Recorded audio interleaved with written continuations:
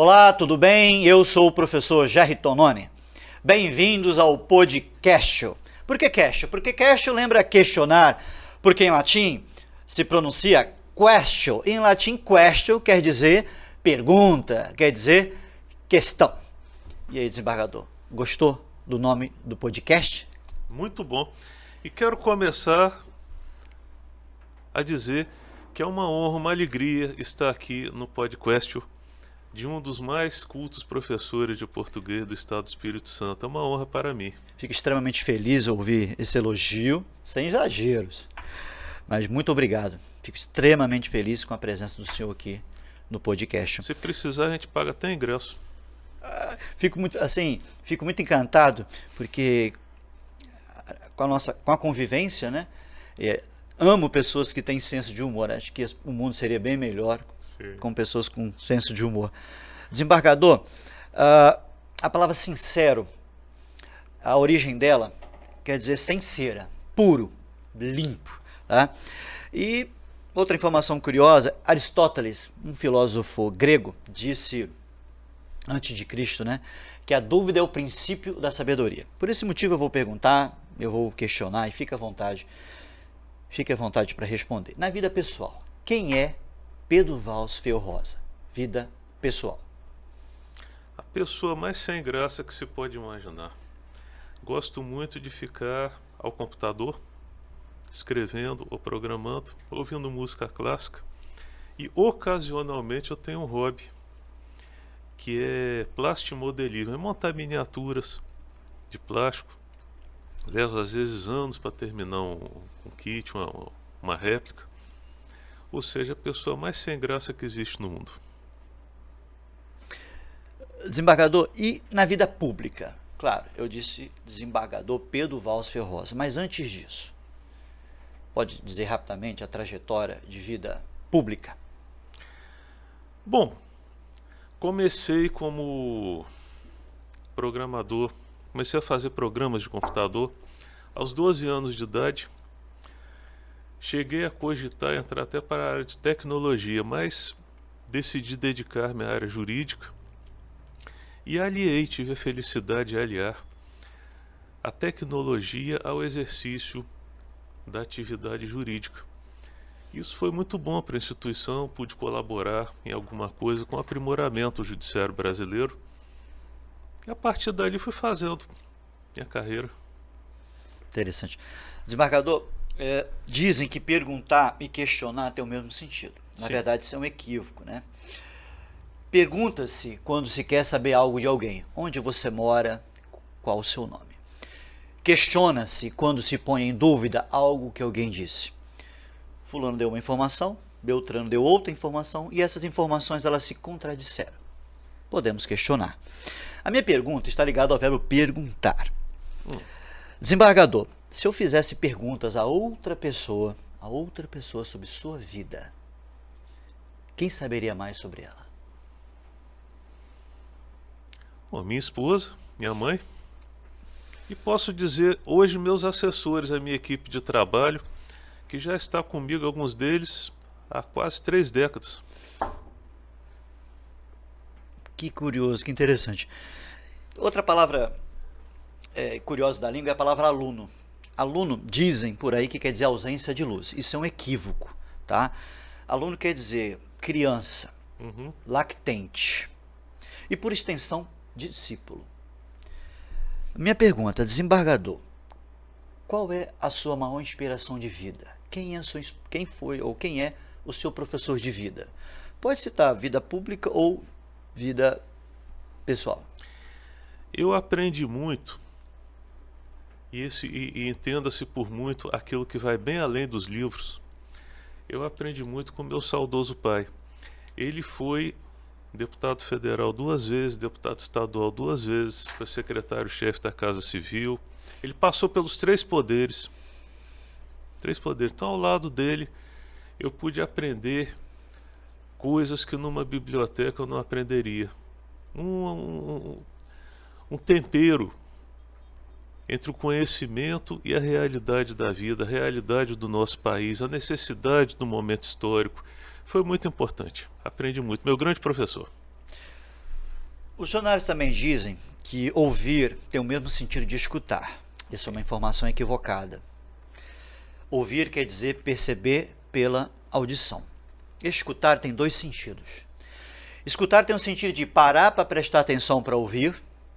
Posso ouvir, mas não posso escutar. Posso escutar, mas não consigo ouvir. E escutar tem outro sentido, de atender a conselhos. Escutar também tem o sentido de atender a conselhos. Desembargador, qual foi o melhor conselho recebido em sua vida? Foi o da minha mãe, quando eu era criança, sempre a me dizer: lute, progrida, estude, batalhe, corra atrás, mas nunca ultrapasse aquela linha que separa as pessoas de bem das pessoas que não são de bem. Entre Maior o bem conselho. e o mal. Isso. Outra palavra muito curiosa é a palavra trabalho. Trabalho vem do latim tripalium, que quer dizer 3 paus. Tripalho era um instrumento de tortura com 3 paus. Então a origem da palavra trabalho está ligada à tortura. Trabalhar, torturar. Desembargador, qual o pior problema que o tortura no trabalho? Professor, eis aí uma grande pergunta. E o pior problema que nós enfrentamos no trabalho é o mundo das leis, as nossas leis, estar em total distonia com a necessidade do momento histórico. É muito difícil distribuir justiça com o aparato legal que nós temos hoje.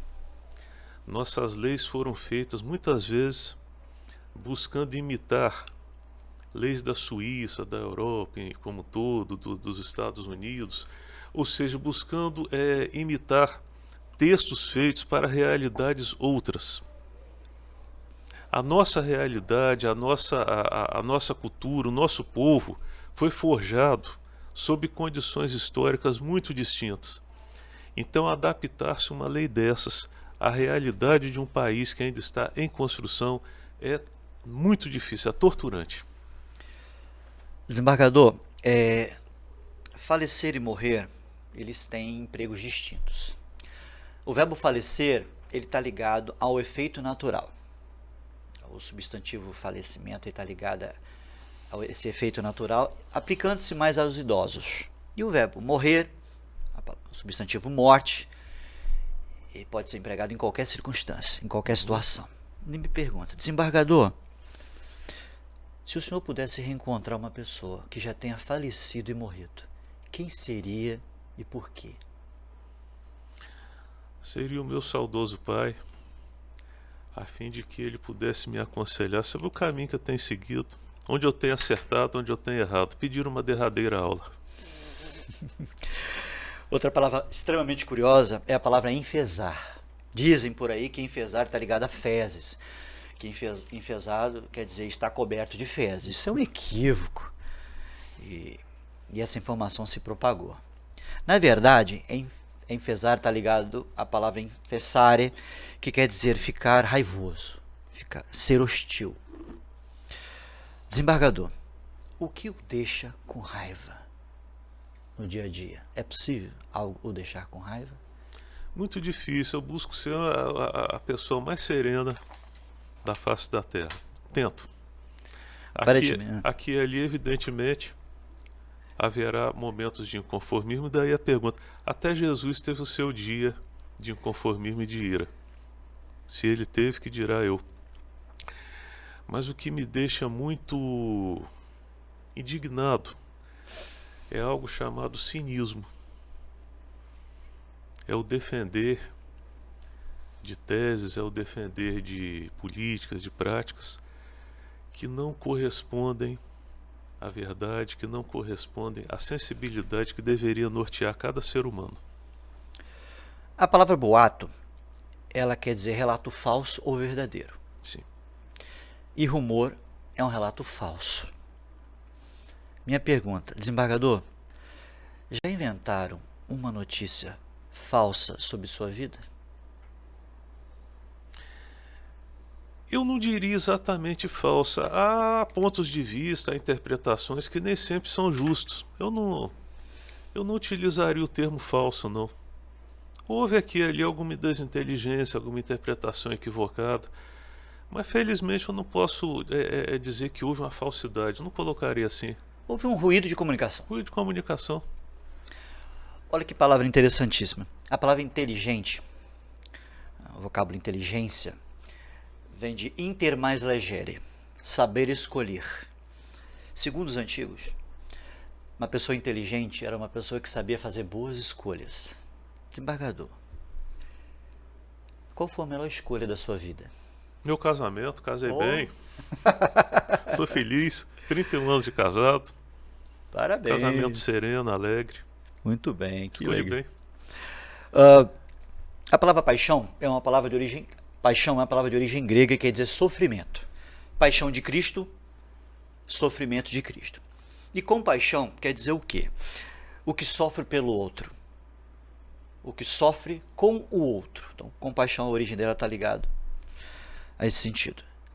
Desembargador, por qual segmento da sociedade hoje o senhor sofre mais? Um segmento ligado à segurança, meio ambiente, educação? Existe algum segmento específico ou não? Me permita ser absolutamente sincero. Eu tenho compaixão por todo o meu país, pela falta de eficiência do mundo das leis. Que se vá a uma prisão e encontraremos seres humanos encaixotados como animais. Que se vá a um hospital e nós os encontraremos largados pelos corredores, por vezes fétidos, de alguns hospitais públicos. Que se vá às ruas e sentir-se-á o efeito da falta de segurança.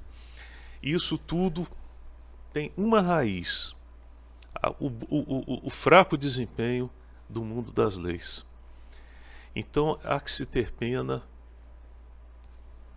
de todo o povo brasileiro por conta dessa mácula, por conta dessa deficiência estrutural causada por pessoas de altíssimo nível cultural. Isso não deveria ser assim. Alguns dicionários trazem a informação que adiar tem o mesmo sentido que procrastinar.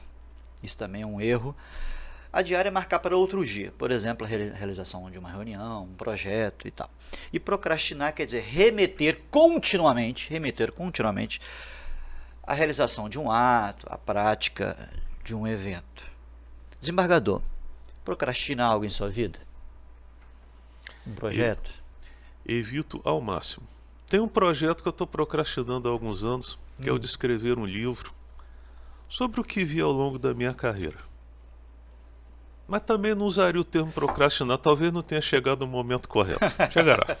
Porque procrastinar tem uma carga negativa, Sim, né? Exato.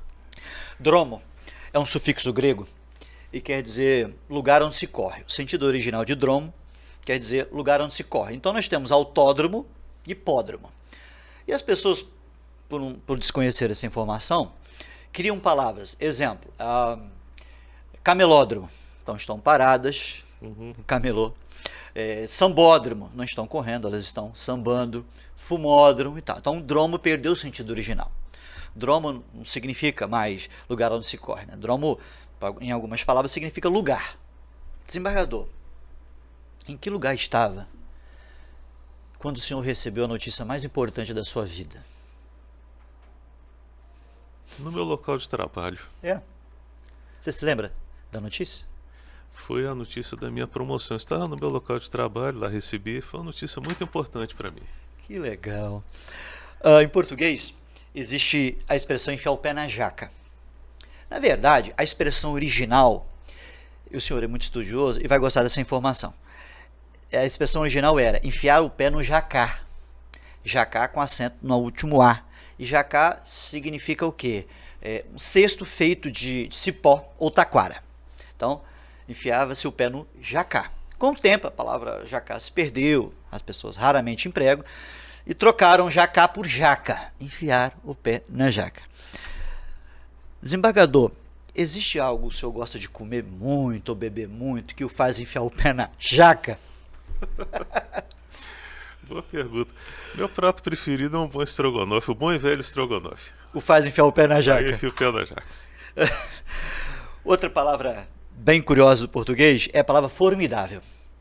A palavra formidável, a origem dela, vem do latim formidare, está ligado ao sentido de terrível, assustador. Terrível, assustador. Com o tempo, formidável perdeu o sentido original e hoje formidável tá ligado, é um adjetivo ligado à admiração. Na atualidade, desembargador, o que o assusta? Me assusta o reacionarismo, me assusta a cegueira de não enxergar-se que nós já estamos no século XXI e é chegado o momento, já passou do momento, aliás, de reformular-se toda uma série de conceitos que nos regem. Isso me causa muita espécie. E refiro-me especificamente à questão profissional, à questão do mundo das leis. Eu comparo as nossas leis de hoje àquelas mobílias bonitas que enfeitavam as casas dos nossos ancestrais. Eram maciças, ricas em entalhes artesanais, adornaram toda uma época. Só que hoje se transformaram em um estorvo. Essas mobílias não cabem nos apartamentos modernos, essas mobílias não entram no elevador, essas mobílias não comportam acomodação em uma casa do século XXI, em um apartamento do século XXI. E nós não sabemos o que fazer com elas, porque são repositórios de lembranças inesquecíveis. E nós hesitamos em largá-las e partir definitiva e decididamente rumo ao novo.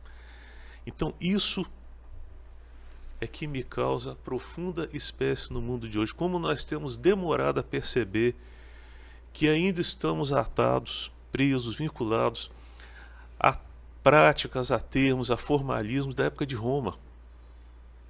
Como ainda estamos e como nos recusamos a ir rumo ao novo. Todos somos, em alguma medida, reacionários e conservadores. Todos somos. Eu sou, em alguma medida eu também sou. Mas, no geral, nós não podemos exagerar nesse defeito e a humanidade tem exagerado nele. E o que provoca a sua admiração no dia a dia? O que causa admiração? Principalmente o exercício da boa criatividade.